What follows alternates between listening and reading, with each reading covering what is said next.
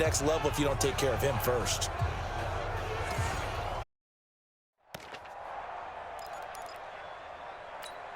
Here's Matt Weil now as he's on to punt for Minnesota.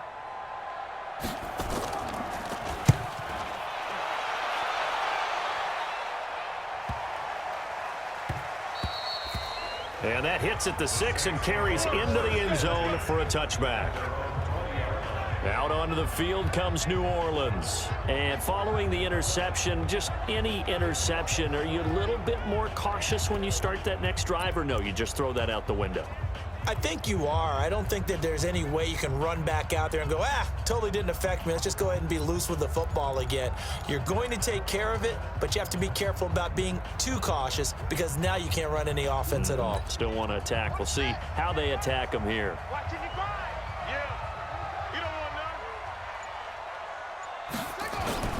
Trying to shake off the interception from the last drive. He'll look to throw.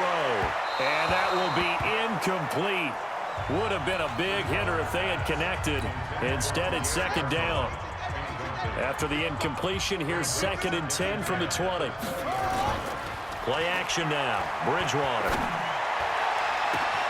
He gets this with a Garcon. The 30. The 20. Touchdown, New Orleans. Pierre Garcon. An 80-yard touchdown. And the Saints able to stretch that lead out further. Partner, you know what the real key is to stopping a good passing attack?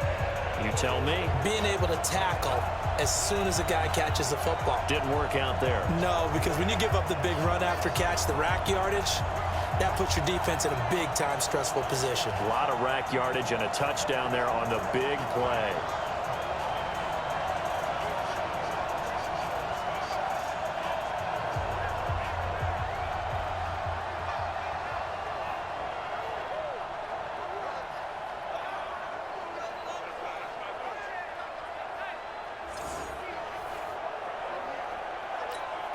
Here's Bryant for the extra point.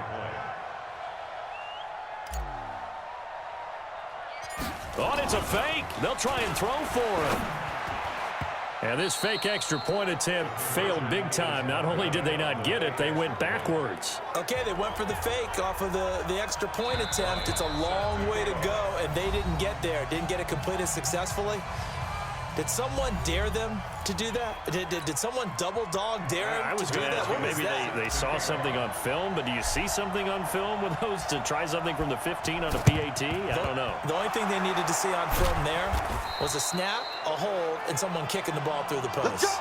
The risk-reward of the onside kick, when you don't get it, the risk comes out to play, and here they gave up great field position. And that's the key to everything because you're trying your best to press advantages when you have them, and field position leads you to that type of play calling, and whether you want to blitz or whether you want to throw the ball deep, those types of things. Now that they've given up that type of field position, the advantage is switched to their opponent. Now he'll look to throw here on 2nd and 10. His throw incomplete. Stephon Diggs, his intended receiver, and it's 3rd down. This offense in desperate need of a conversion as they come up on 3rd down. He'll look to throw. The throw complete to Beebe. And he'll get into the end zone. Touchdown, Minnesota. Chad Beebe, 46 yards, as his guys are able to pull a bit closer. And there they got him the ball. Just get it to him, let him do the rest. You know, he probably said that to his quarterback as he broke the huddle. I like the play call. Just get it to me. I'll take care of the rest of it. Helping out his rack, right? R-A-C? Run after catch, and he loves that, and he's going to carry that in at contract time.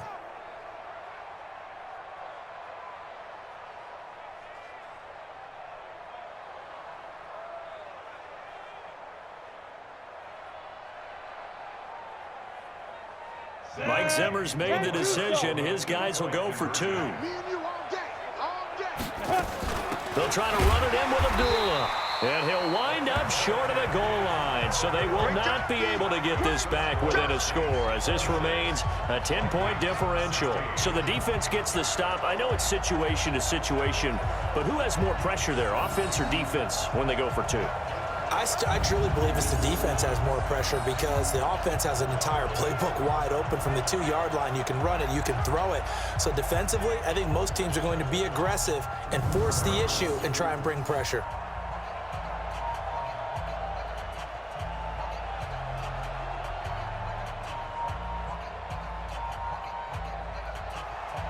Bailey now to kick it away after the touchdown.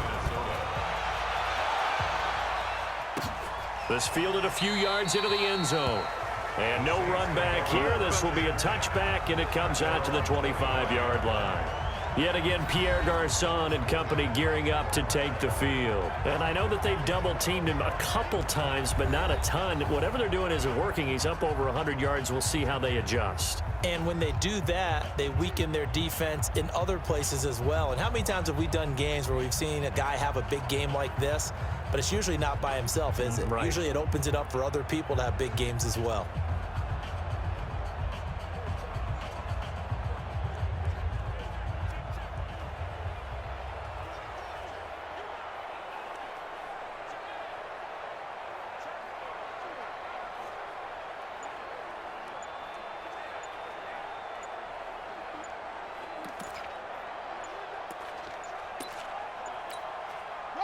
The Saints offense on the field, ready to get their drive started. And, Charles, you'd have to think this is where you want to start taking some time off the clock. Oh, definitely, because you got the lead, right? You take a good look up there and you say, okay, what do we need to do here? Well, you're not in full-out protect mode.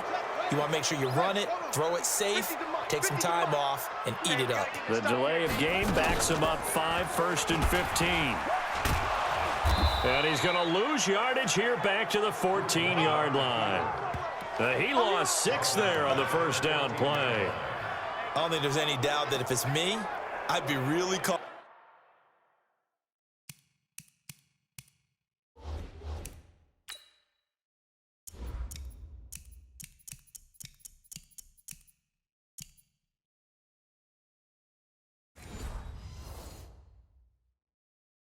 About continuing to call this play because you got to know. Defenders, if they get a free shot at the QB, they want to take it, and they want to take it big. And they got it there on the option play for a loss.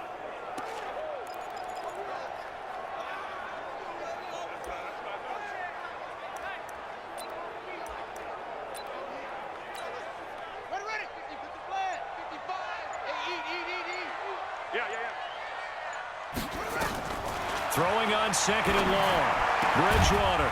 It's caught by Garçon. They get 16 out of that one, but they'll still need to convert on 3rd. And with that last play, he's now up over that 300-yard mark. And in today's NFL, it almost feels routine. And I hate that when you talk about a 300-yard passing game. To me, 300 yards still signifies excellence. Looking for Garçon, and it's intercepted. Picked off at the 19. And they're going to take over right there at the 22-yard line. Well, I tell you, Brandon, this ball's intercepted, but it is 3rd down. So the silver lining is that since this is so far down the field and there wasn't a big run back associated with it, really this kind of works like a punt. It's not an altogether bad result.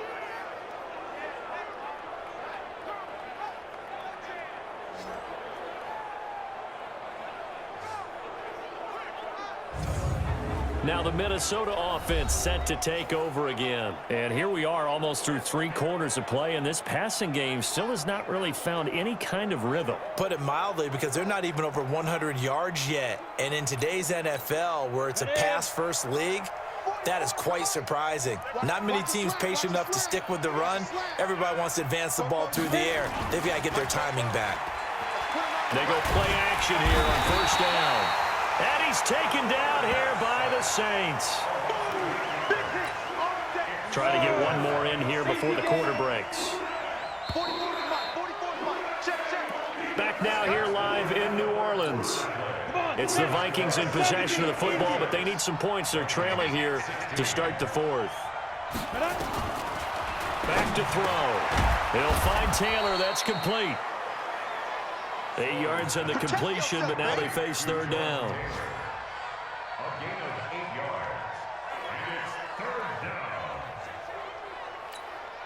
The Vikings on 3rd down. Just 1 for 5 to this point. This is 3rd and 10. Looking to throw.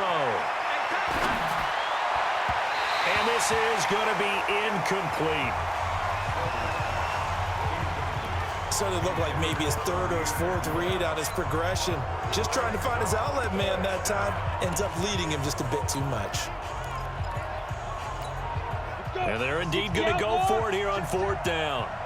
So trailing here in the last quarter. Let's see how this plays out. They're going to run it with Abdullah. And this is going to come up well short as they stop him on 4th down. Mike Zimmer got to be unhappy with how that turned out. And the Saints are going to get it back and in great shape. So they really needed points here in a 2-score game. Could not come away with anything there on 4th. And while we know they're a little bit discouraged here, they can't check out of this game. You and I have called a good number of games over the course of our career where we've seen these types of situations. Teams get the ball back, and that miracle does occur. So they can't let that dream go just yet. They have to get stout on defense here. Yeah, right now really hoping for a turnover. Now a throw to the end zone on 1st down, but it winds up incomplete. Pierre Garçon, the intended receiver. That'll bring up 2nd down. Once again, they'll go from the 23-yard line on 2nd and 10.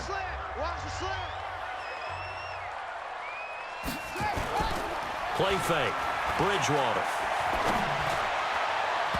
And he whips that one incomplete there. You don't want to throw away this excellent field position, but that's 2 incomplete passes in a row. Definitely need something big here on 3rd and 10. Conversely, defense has done a good job on 1st and 2nd down. The coverage has been draped.